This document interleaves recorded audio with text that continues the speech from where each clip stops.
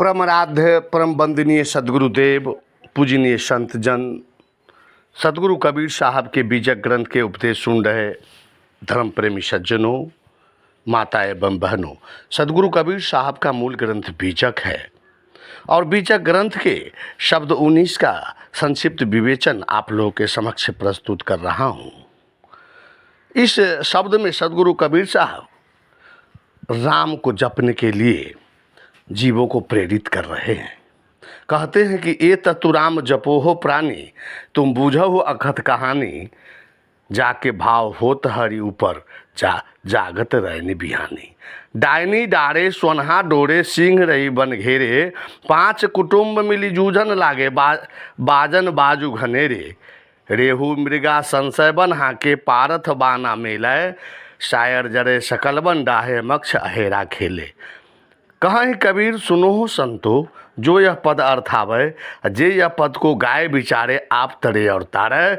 सदगुरु कबीर साहब कहते हैं कि हे संतो, हे मनुष्यों, तुम राम तत्व को निरंतर जपो, स्मरण करो, भजो और अपने मन की अकथनीय कहानी को बूझो। मन की अकथनीय कहानी का कहने का तात्पर्य है कि अपने मन को बस में करो। जिसका प्रेम निज स्वरूप राम में रम जाता है, वह मन माया से रात दिन सावधान रहता है अथवा माया रूपी रात का अंत कर देता है।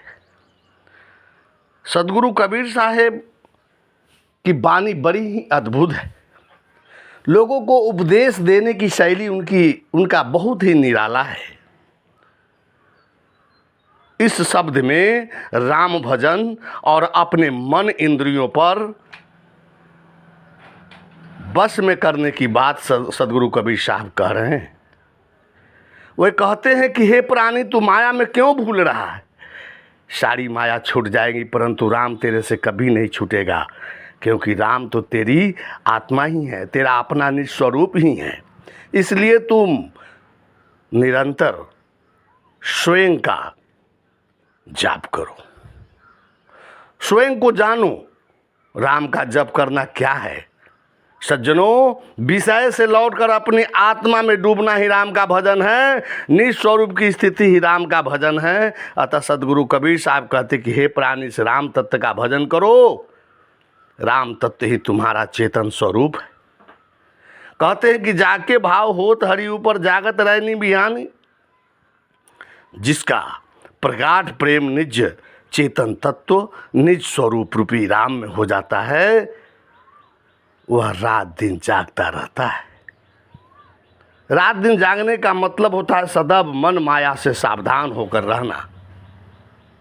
जागृत रहनी बिहानी का अर्थ है इस ढंग से भी किया जा सकता है कि वह साधक जागते ही रात का अंत कर देता है, निरंतर सावधानी में रहकर मन माया का अंत करता रहता है। कहते हैं कि डायनी डारे स्वनहा डोरे, वही मानो राम भजन करता है जो डाइन को डाल देता है और कुत्ते की डोरिया लेता है। डाइन है मन की माया, माया है विषयों का एवं संसारों का प्रलोभन। जब हृदय में पूर्ण विवेक उदित होता है तब संसार में कहीं भी आकर्षण नहीं रह जाता। सज्जनों, कुत्ते को कहते हैं स्वनहा, स्वान माने कुत्ता होता है। काम क्रोध लोभ मोह इत्यादि मन रूपी कुत्ते हैं, जिन्हें कितने ही भोग दो तो वह घर घर चाटने के लिए दौड़ेगा। इसलिए सदगुरु कबीर साहब कहते हैं कि डाइन डारे सोनहा डोरे, कि इस मन रूपी माया को त्याग दो और कुत्ते रूपी मन को भगा दो और अपने निज स्वरूप राम में रमन करो। यही राम का भजन है। आगे सदगुरु कबीर साहब कहते कि सिंह रहे बन घेरे। बीजक में सिंह का बहुतायत अर्थ जीव के लिए प्रयुक्त किया गया है, लेकिन कहीं कहीं शक्तिशाली बलवान मन के लिए भी सिंह का प्रयोग सदगुरु कबीर साहब किए हैं, जो अपने मन से अनभिज्ञ है।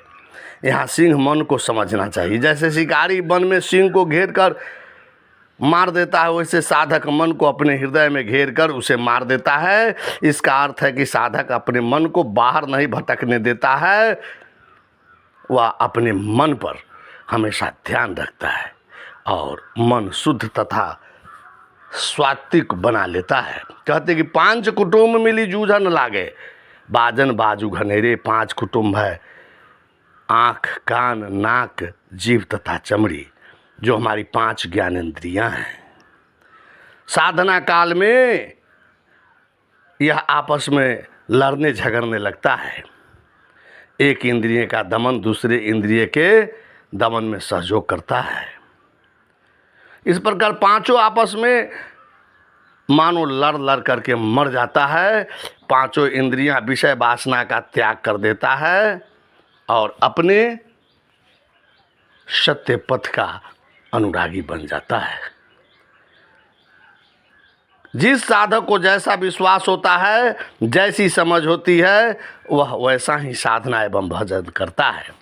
इस प्रकार नाना प्रकार के साधना भजन मानो हृदय वन में बहुत से बाजे बजकर हांका डलवाता है। रेहू मृगा संशय बन, हांके रेहू का सुदर्द होता है रूप।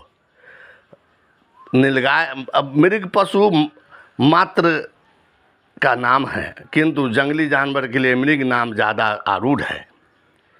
मनुष्य के हृदय बन के नीलगाय एवं बनेले पशु है, अर्थात संशय, विषयासक्ति एवं नाना मनोविकार साधक अनेक साधन भजन के हांका देकर उन्हें घेर कर इनका शिकार कर लेता है। साधक मनोविकारों को घेर घेर करके नष्ट करता है, यही तो राम भजन है। मन के विकारों को त्यागना ही राम का भजन है। कहती कि शायर जड़े शकरबंद आहे, मक्ष अहेरा खेले, समुद्र जलता है और वन भी जलता है और मछली में शिकार खेलती है। कबीर साहब की यह बड़ी ही अद्भुत उक्ति है। भाव का सागर ही संशय का वन है। साधक शुद्ध मन उसमें शिकार खेलता है। हृदय के विकार जल जाने पर भी जब तक देह है तब तक पूर्व संस्कार तथा वर्तमान के प्राणी पदार्थ का संयोग से समय पर विकार आने की संभावना रहती है। सदगुरु कबीर साहब कहते हैं कि जो साधक इस पद का गायन मनन एवं अर्थ विचार करता है, स्वयं ही माया से तरता है और दूसरों को तरने में सहयोग करता है। इसलिए सदगुरु कबीर साहब कह रहे हैं कि कहीं कबीर सुनो हो संतो, जो यह पद अर्थावे, जो यह पद को गाय विचारे, आप तरे और तारे।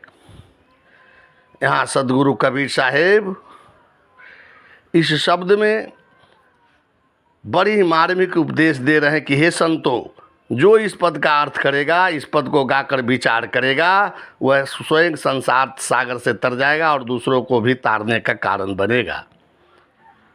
इसीलिए साधक के लिए मानव भाव सागर तथा संशय वन जल जाते हैं और शुद्ध मन रूपी मछली रहे सहे वासना पशुओं का शिकार करती रहती है।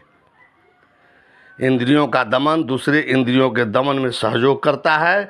जैसे शिकारी वन में बाजा बजाते हुए बनेले पशुओं को एक तरफ हाँकते हैं और फिर उनका शिकार कर लेते हैं, वैसे साधक रूपी शिकारी अपनी रुचि और समझ के अनुसार अनेक प्रकार के साधन भजन रूपी बाजे बजाकर अज्ञान, विषयासक्ति तथा संशय रूपी नीलगाय एवं पशुओं को हृदय वन से हाँक कर और उन पर ज्ञान एवं साधना के बाण चलाकर उनका शिकार कर लेता है।